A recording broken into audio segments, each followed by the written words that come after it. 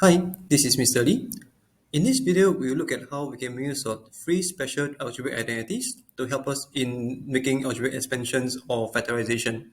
So the three identities are a plus b squared equals to a squared plus 2ab plus b squared. In the case where you replace the plus by the minus, right, it becomes a squared minus 2ab plus b squared. As you can see, these results involve squaring terms. The third result involves a difference of two squares, a squared and b squared. And this factorizes out as a plus b times a minus b. It's not hard to see how these results are derived. Okay, in fact, a plus b squared, I can give you two ways of seeing it. One way is just the usual algebraic expansion. You have a plus b squared, and that means you multiply a plus b by itself. And if you do the usual algebraic expansion, this becomes a squared, ab, ba, and b squared all add together, and you can see that this gives you what you need. As an alternative, you can also start off with a square of sides a plus b each. So no priors for guessing, but the area of this square is a plus b squared. What is interesting over here is if you break up the square into length a and length b respectively.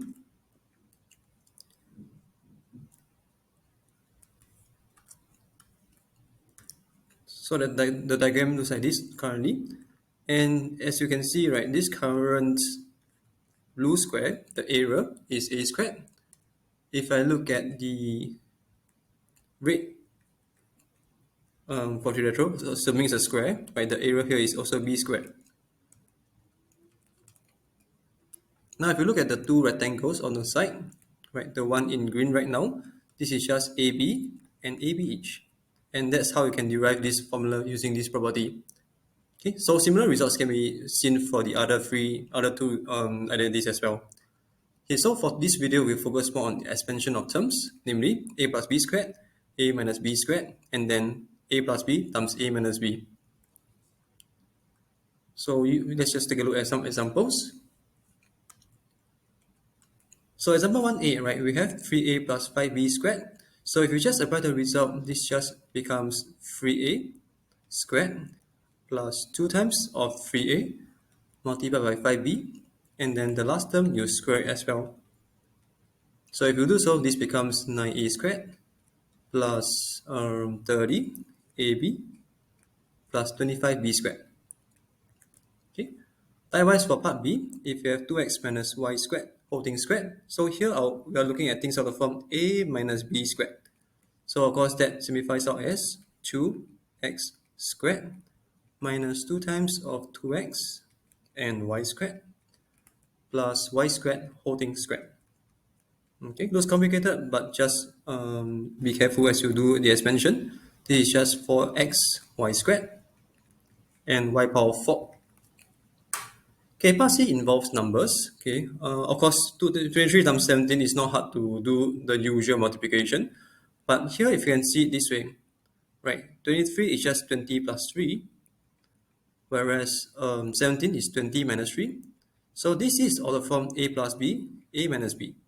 And of course, the result that we have seen involves a squared minus b squared. And each of them is not hard to find the result.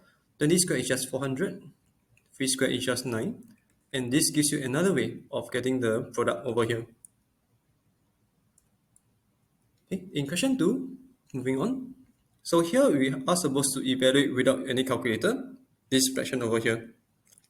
Looks pretty daunting, but if you actually observe that the denominator can be written as 79 squared, and the 70 and 80 can also be written in terms of 79 as 79 minus 1 and 79 plus 1. This itself again is of the form a minus b and a plus b, which you can use the result again. And this becomes the difference of squares. So it's 79 squared minus 79 squared minus 1 squared. So notice that these two guys will cancel, and minus negative 1 would have become a plus 1. So this gives you just 128 over 1, which is just a nice 128. Okay, so these are just examples that illustrate the use of the identities for expansion. In the next video, you'll see how we use it on factorizing terms. Okay, so see you in the next video.